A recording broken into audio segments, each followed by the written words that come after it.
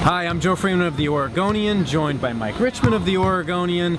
We're coming to you from the Moda Center on Thursday night, where the Trail Blazers have just recorded one of their most important and one of their most impressive victories of the season, 116 to 109 over the Boston Celtics. Blazers trailed by as many as 12 points in the second half, trailed by a point with about a minute left. But unlike so many of those games earlier in the season that they squandered, they were able to clutch up tonight and win this one. Again, one of their most impressive wins of the season. And it didn't come by their main characters tonight. It came from many of the supporting cast. Al-Farouq Aminu, career high 28 points. He added 9 assists, 3 blocks. He was a machine, had a career high 6 threes, was all over the court, blocking shots, rebounding, playing impressive defense against a team that throws a lot of athleticism, a lot of versatility at you. And when it was all said and done, Blazers inched up the standings, now just a game and a half back of the 4th seed in the Western Conference. I can't believe I'm saying that in what was supposed to be a rebuilding season, but at 40 and 36, what is that, 6 games left? 6 games left, here we are.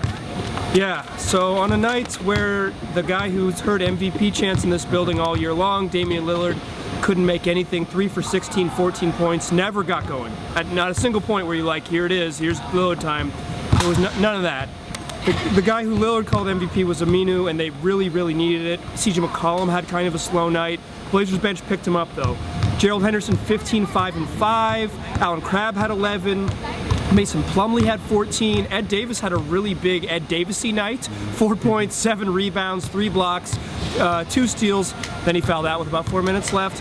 But this was a night that you sort of saw the formula for the Blazers. When teams take away their top 2 scorers, this is what they're going to need. And in 2 weeks when they're in the playoffs, you better believe when teams have a chance to prepare, they're going to go after Dame, they're going to go after CJ, and they're going to need Crabbe, they're going to need Aminu.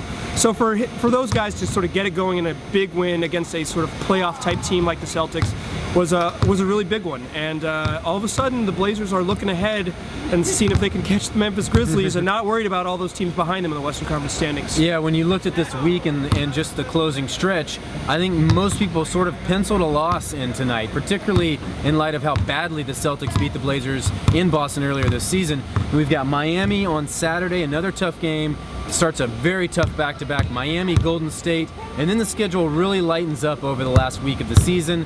So if the Blazers can kind of weather the storm the next 2 days, it'll get very interesting, and suddenly that 5th seed looks a lot more attainable for a team that is really starting to play pretty well heading into the playoffs.